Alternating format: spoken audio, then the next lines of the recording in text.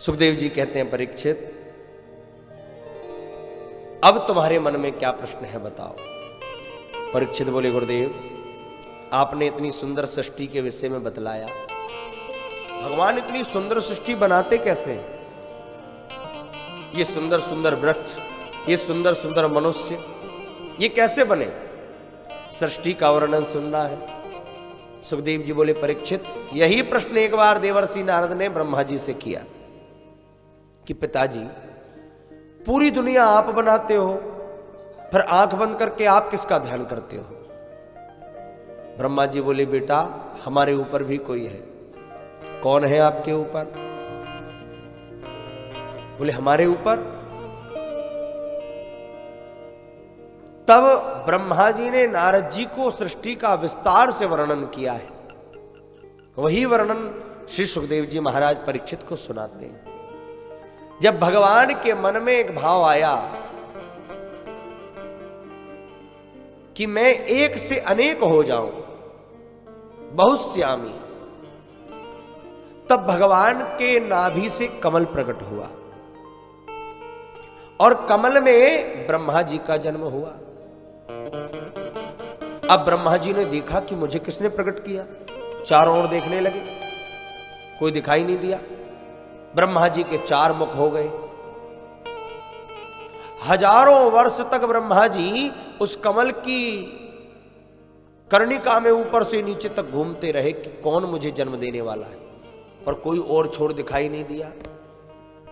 तब आकाशवाणी हुई, स्पर्शो यत् षोडश मेकविंशम। 2 शब्द सुनाई दिए, षोडश एकविंशम।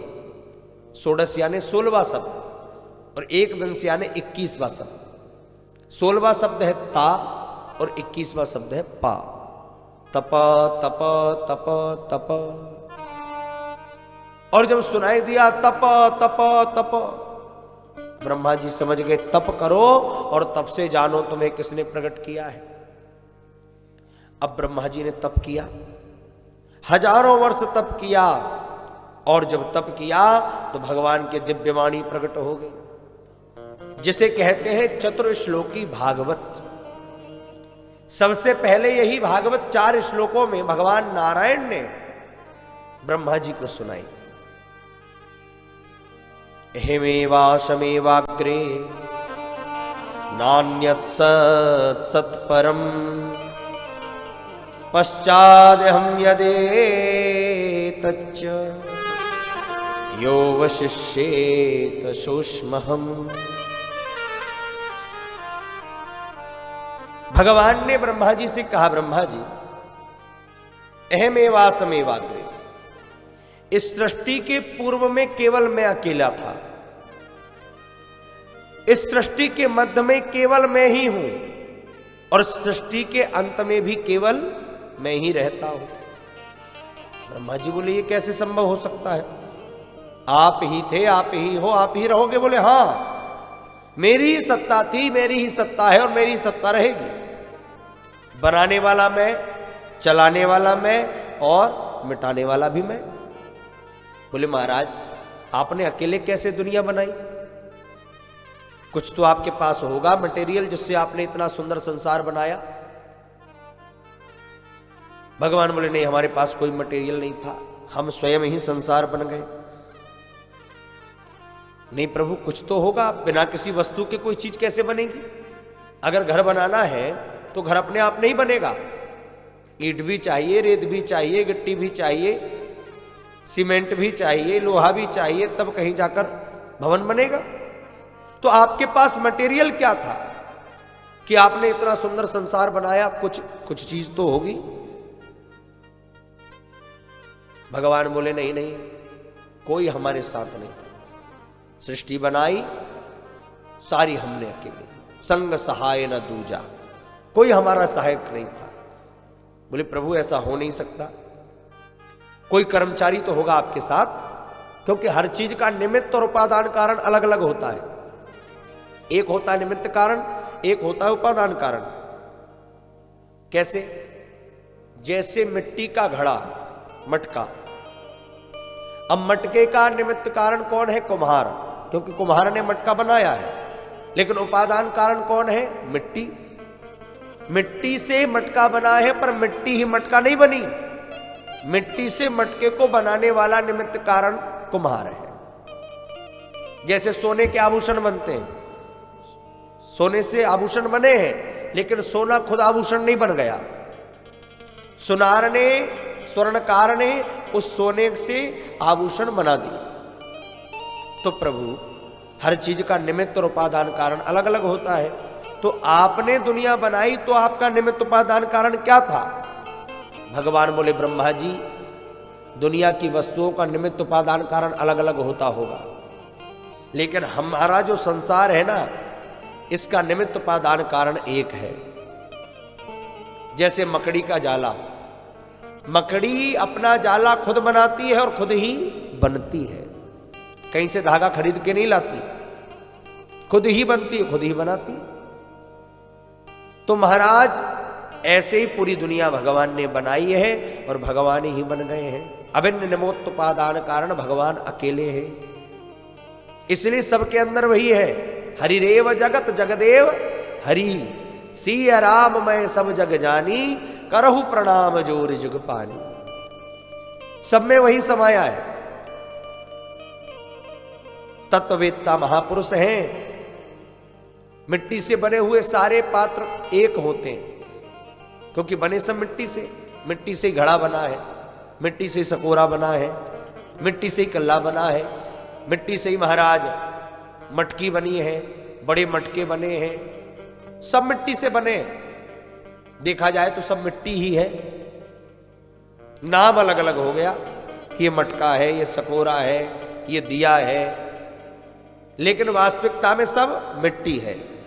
ऐसे ही हम लोगों के नाम अलग अलग हो गए, लोगों के काम अलग अलग हो गए, लेकिन वास्तविकता में सबके अंदर बैठी हुई आत्मा तो वो परमात्मा ही है।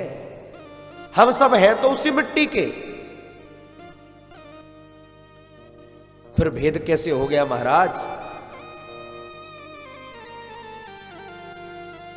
कोई छोटा हो गया, कोई बड़ा हो गया, कोई जरा सी बात पर नाराज हो जाता है, कोई महाराज बड़ी बड़ी बातों पर भी मुस्कुराता रहता है। ये सबके स्वभाव में अंतर कैसे आ गया? अगर सब एक के बने हैं तो सब एक से होना था ना, सब में अलग अलग स्वभाव क्यों हो गया? भगवान बोले, देखो ब्रह्मा जी, ये सारा संसार मैंने बनाया है, लेकिन शुद्ध सोने के आभूषण नहीं बन सकते। शुद्ध सोने से बिस्किट बन सकते हैं, पर अगर सोने का आभूषण बनाना है, थोड़ा सा मिलावट तो करनी पड़ेगी, थोड़ा सा टाका तो लगाना ही पड़ेगा। अगर शुद्ध ब्रह्म ही सबको बना देता तो सब ब्रह्म हो गए थे, तो फिर एक दूसरे की बात मानते क्या? कौन किसकी सुनता? कौन किसको बड़ा मानता? कौन छोटा बनता? कौन क्या काम करता? सब कहते हम सब कुछ है, हम ब्रह्मास्मि। तो मैंने थोड़ा थोड़ा सा टाका लगा दिया। काय का टाका लगाया? बोले, ऋतेयर्थम यत प्रतीयेत ना प्रतीयेत चात्मनि तद विद्यादात्मनो मायाम यथा भासो यथा तमः। मैंने अपनी माया का टाका लगा दिया। बने तो सब मुझसे ही हैं, मैं ही बना हूं, लेकिन माया का टाका लग गया। और माया के टाका लगने से क्या हुआ? बोले, महाराज सब माया में पड़ गए और माया के चक्कर में घूम रहे हैं। बने सब एक के ही हैं, पर सबके संस्कार अलग अलग हो गए। अब मिट्टी से ही घड़ा बना है, मिट्टी से ही बनती है चिलम, दोनों मिट्टी से बनी है। लेकिन देखो, गर्मी के दिनों में मटके में पानी भर दो, खुद भी ठंडा रहता है, शीतल रहता है, और जो उसके जल को पिए उसे भी शीतल कर देता है।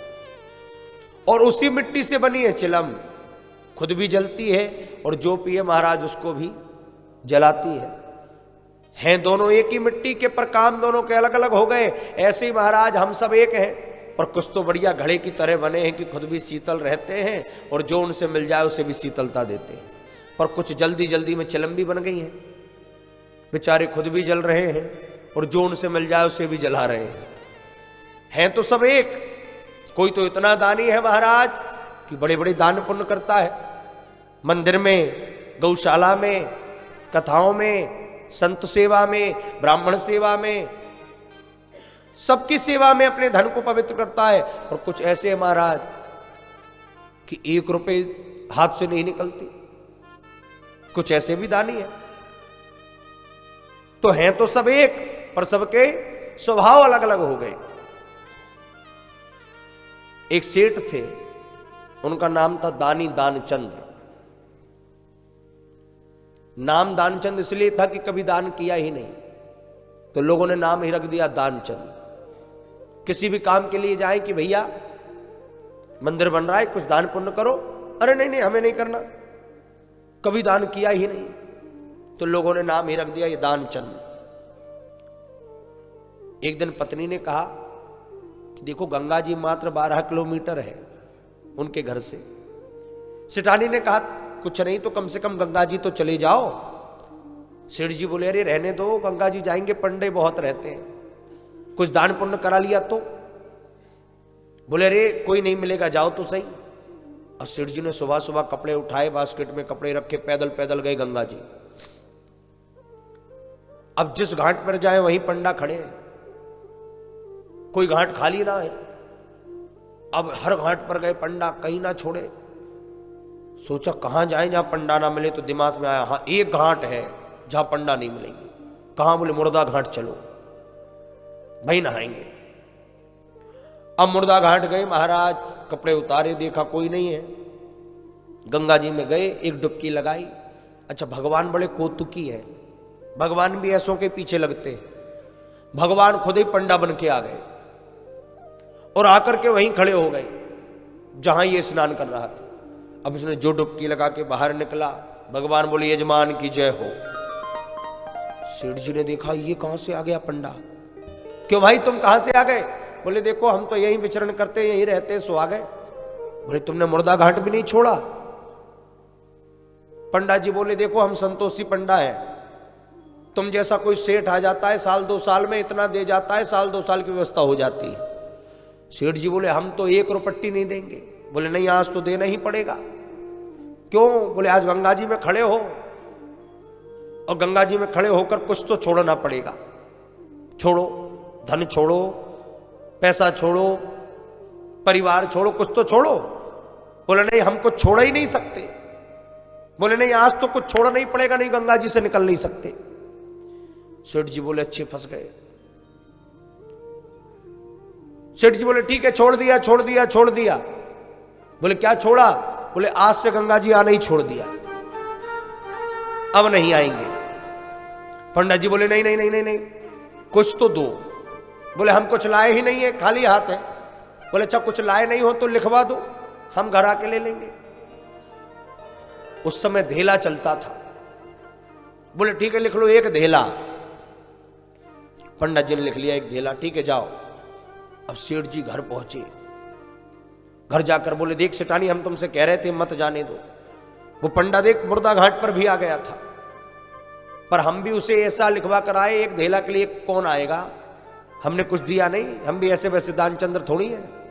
अच्छा भगवान से क्या बचा है, भगवान तुरंत ही आ गए पीछे ही। दरवाजा खटखटाया, पत्नी बाहर गई, दरवाजा खोला। आप कौन हो? बोले हम पंडा हैं। कहां से आए हो? हम गंगा जी से आए हैं। क्यों? अरे तुम्हारे सेठ जी कुछ दान पुण्य करके आए थे, सो लेने आए हैं। सेठानी अंदर गई, बोले क्यों सेठ जी तुम क्या दान कर आए? बोले हमने कोई दान नहीं किया। बोले बाहर एक पंडा खड़ा है और कह रहा है आप कुछ दान करके आए हो। सेठ जी बोले राम राम, 1 धेले के लिए पंडा वहां से 12 किलोमीटर आ गया? बोले हाँ। एक काम करो कह दो सेठ जी बीमार है। सेठानी गई, बोले सेठ जी बहुत बीमार है, आज गंगा जी नहाए ना, सर्दी हो गई। ओहो कोई बात नहीं, हम यहीं बैठे हैं, जब सेठ जी स्वस्थ हो जाएंगे तभी जाएंगे। सेठानी आई, बोले वो तो वहीं बैठ गया बाहर, कह रहा है सेठ जी स्वस्थ होंगे तभी जाएंगे, बिना लिए नहीं जाएगा। सेठ जी बोले तो जाओ कह दो सेठ जी मर गए। बोले हे राम, मैं कैसे कह दूं कि आप मर गए, आप तो जीवित हो। बोले देख मैं जैसा कहता हूं वैसे ही कर। सेठानी गई, बोले रोती रोती जा। बाहर गई, बोले पंडा जी गजब हो गया। क्या हुआ? बोले सेठ जी अभी अभी निपट गए। क्या कहती हो? बोले हाँ अभी अभी। ओ हो, अरे राम राम राम, हमारे यजमान बड़े अच्छे थे, बेचारे चले गए, कोई बात नहीं, हम भी उनकी अंत्येष्टि करके ही जाएंगे। अब भगवान से क्या बचा, भगवान गए ने पूरा गांव को इकट्ठा कर लिया। भगवान ने, भैया दानचंद मर गए, दानचंद मर गए, पूरा गांव इकट्ठा हो गया। अब सेठानी रो रही है और कह रही है, सेठ जी पूरा गांव एकत्रित हो गया है, अभी भी वक्त है, जाग जाओ। सेठ जी बोले, चुपचाप रोती रहो और कुछ मत करो। अब रिश्तेदार नातेदार आ गए। भगवान ने अपने हाथों से महाराज आरती सजाई। अब सेठ जी को सुलाने लगे आरती पर। सेठ जी भी आंख ना खोले, सांस रोक के पड़े हैं। सेठानी बोली, अभी भी जाग जाओ महाराज। सेठ जी हाथ पकड़ के बोले, बस रोती रहना और कुछ मत कहना। अब ले जाने लगे तो सेठानी चिल्लाने लगी, अरे इन्हें उतार दो, ये मरे नहीं, जिंदा है, जिंदा है, जिंदा है। पंडा जी बोले, देखो देवी सब यही कहते हैं, पर जाने वाला तो गया, अब ये कहने से कोई मतलब नहीं है, तुम शांति रखो। अब किसी ने बेचारी सेठानी की एक ना सुनी और सेठ जी बोले भी नहीं, ले गए मुर्दा घाट। भगवान ने बढ़िया चिता बनाई, चिता पे सेठ जी सो भी गए, लकड़ियां भी लग गई, पर सेठ जी ने आंख नहीं खोली। अब आई आग लगने का समय। भगवान ने कहा, 1 मिनट रुक जाओ जरा, हम सेठ जी हमारे यजमान थे, जरा मंत्र बोल दे कान में एक। हो बोले आओ। भगवान गए और कहा, अरे सेठ जी अभी भी वक्त है, जाग जाओ। मैं कोई पंडा अंडा नहीं हूं, मैं तो आया हूं बैकुंठ से तुम संग नाता जोड़, मांग ले ओ वरदान कछु। मैं तो बैकुंठ से आया हूं, अब जो मांगना है तू मांग ले। उसने पहले एक आंख खोल के देखी कि कौन है, और जो एक आंख खोल के देखी तो भगवान नहीं है, कोई पंडा खड़ा है। फिर आंख बंद कर ली। भगवान बोले, अरे हम पंडा नहीं है, हम भगवान ही है, तुम मांग लो। आया हूं बैकुंठ से तुम संग नाता जोड़, मांग ले ओ वरदान कछु। सेठ जी बोले, धेला दीजिए छोड़। तो धेला ही छोड़ दो महाराज, कोई वरदान दे दो। तो ऐसे भी दानचंद होते हैं। अब बने तो सब एक ही मिट्टी के हैं, पर सबके अलग अलग विचार हैं। भगवान ने कहा कि ब्रह्मा जी ये पूरी दुनिया में नहीं बनाई है, अलक्षम सर्वभूतानाम अंतर बहिर व्यवस्थिता, सबके अंदर में ही हूं। जड़ चेतन गुण दोषमय विश्व कीन करता, सब में भगवान ने गुण और दोष डाले हैं। एक सा संसार है, सब में भगवान समाया हुआ है, हरि व्यापक सर्वत्र समाना। इस प्रकार बड़ा सुंदर उपदेश दिया।